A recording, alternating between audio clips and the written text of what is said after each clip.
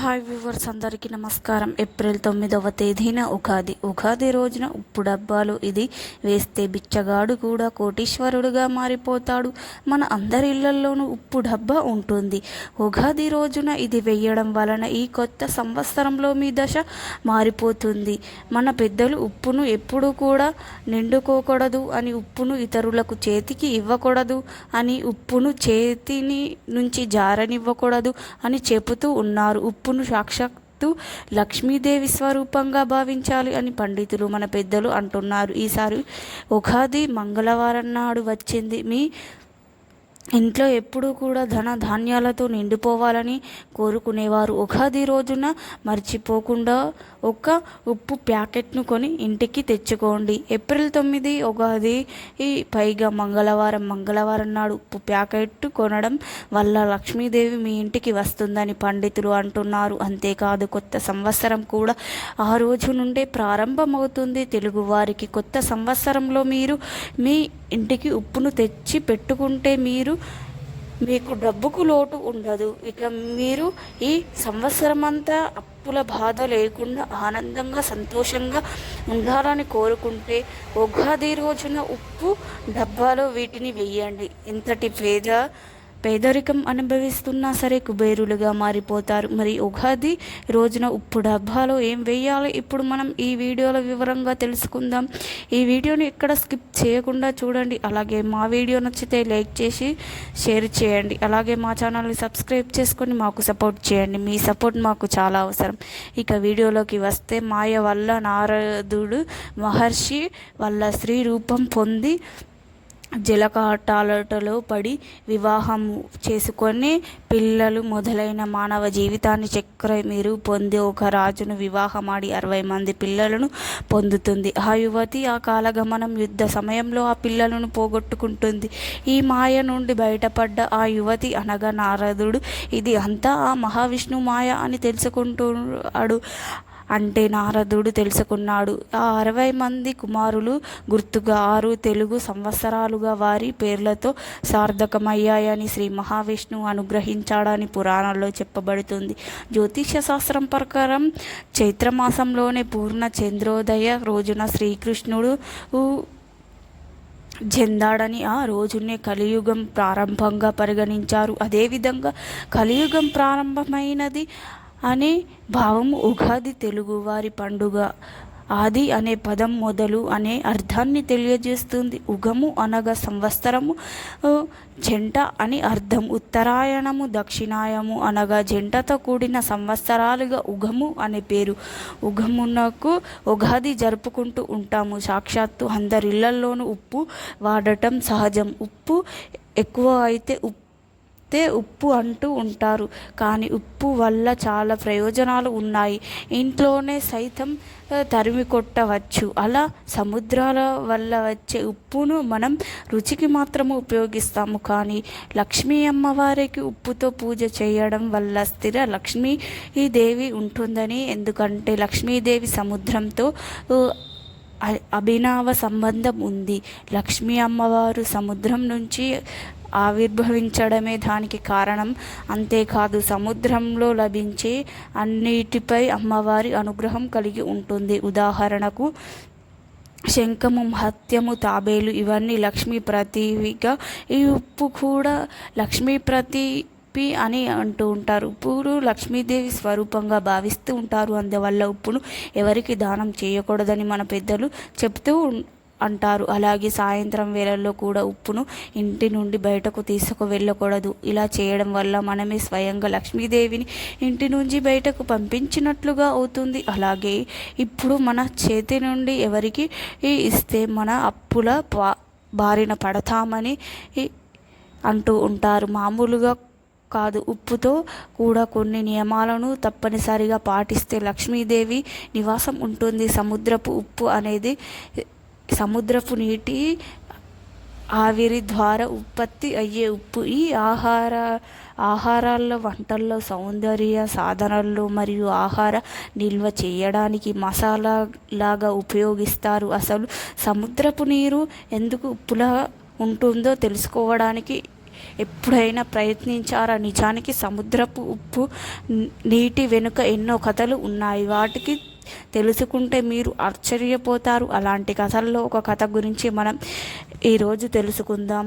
శివపురాణం ప్రకారం ఒకప్పుడు పార్వతీదేవి లక్ష్మీదేవి శివుని భర్తగా పొందడానికి తీవ్రమైన తపస్సు చేసింది. ఈ సమయంలోనే సముద్రదేవుడు పార్వతీదేవిపై కన్ను పడింది. సముద్రపు దేవుడు పార్వతీదేవి అందానికి మొగ్గువయ్యాడు. పార్వతీదేవి తపస్సు పూర్తి అయిన తర్వాత ఆమె దగ్గరకు వెళ్ళి పెళ్లి చేసుకోవాలని తన కోరికను వ్యక్తం చేశాడు. తిరస్కరించింది. నేను శంకరుణ్ణి నా భర్తగా భావిస్తున్నానని సముద్రదేవుడితో చెప్పింది. దీనికి ఆగ్రహించి సముద్రదేవుడు పార్వతీదేవితో నాలో లేనిది శివుడిలో ఏమున్నది? మానవులందరికీ దాహాన్ని తీరుస్తున్నాను. నేను పాలలాగా తెల్లగా ఉంటాను అని పార్వతీమాతతో సముద్రపు దేవుడు అంటాడు. సముద్రపు దేవుడు తన పెళ్లి చేసుకోమని పార్వతీదేవిపై ఒత్తిడి తెస్తాడు.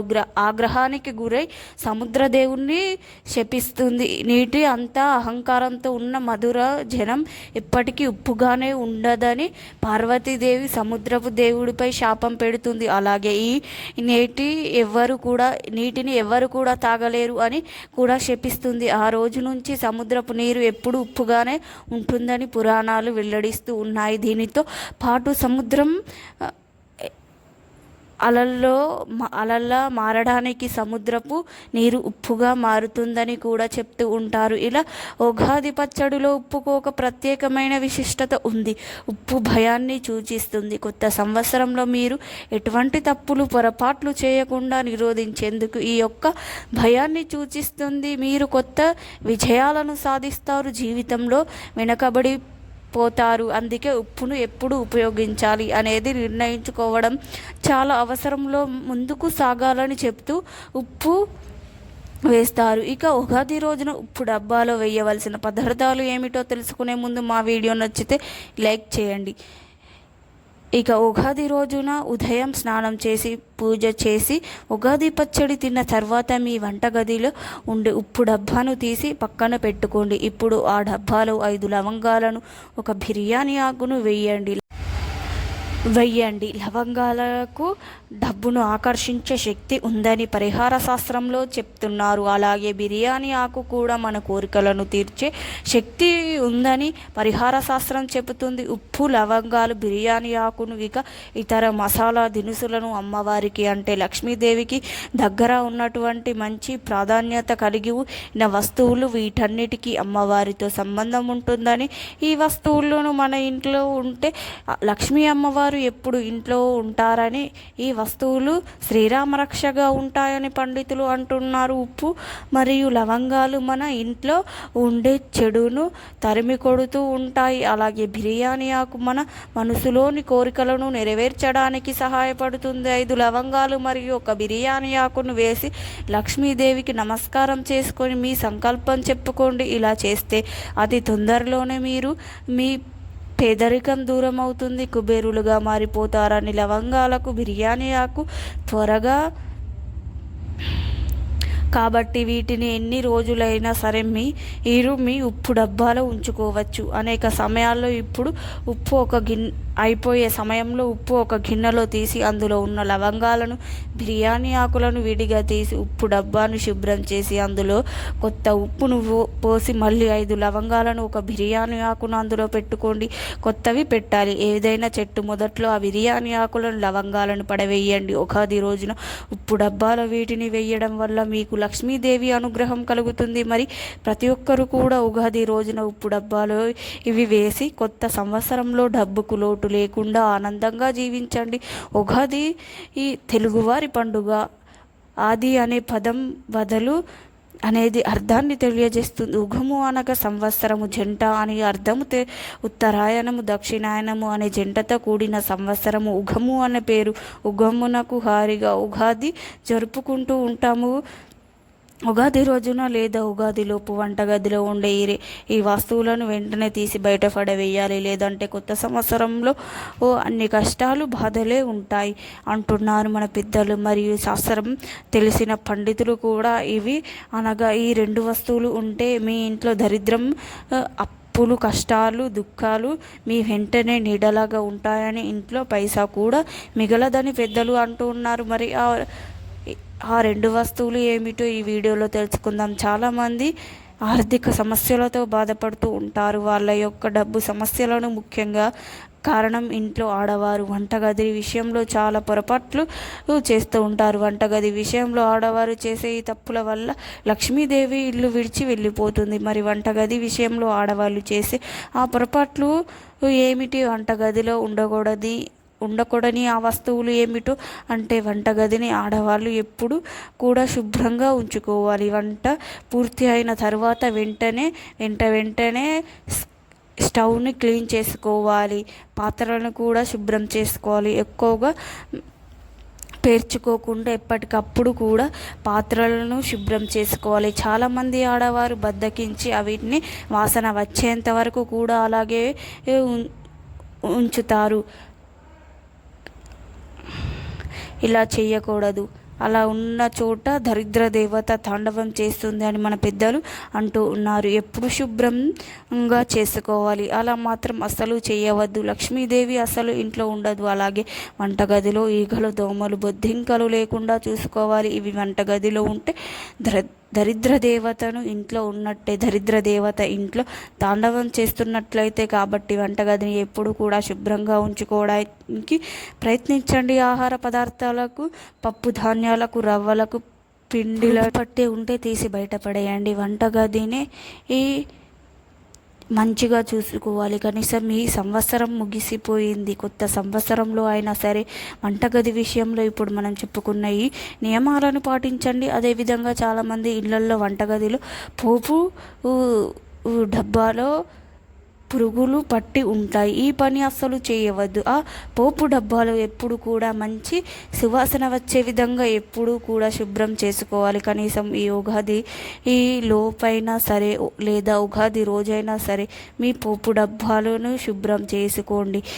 పోపు డబ్బాల పురుగులు ఏమైనా పట్టి ఉంటే చూసుకోండి. ఇంట్లో ఏమైనా పురుగులు పట్టి బియ్యం కానీ పదార్థాలు కానీ ఉంటే వెంటనే తీసి బయటపడేయండి. అదేవిధంగా వంటగదిలో పురుగులు లేకుండా చూసుకోండి. వంటగది విషయంలో ఈ నియమాలు పాటించి మంచి ఫలితాలను పొందవచ్చు.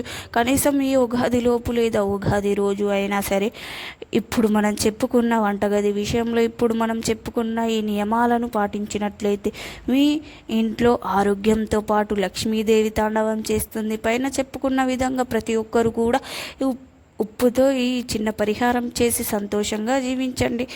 మా వీడియో నచ్చితే లైక్ చేసి షేర్ చేయండి. అలాగే మా ఛానల్ని సబ్స్క్రైబ్ చేసుకోండి. మీ అందరికీ ధన్యవాదములు.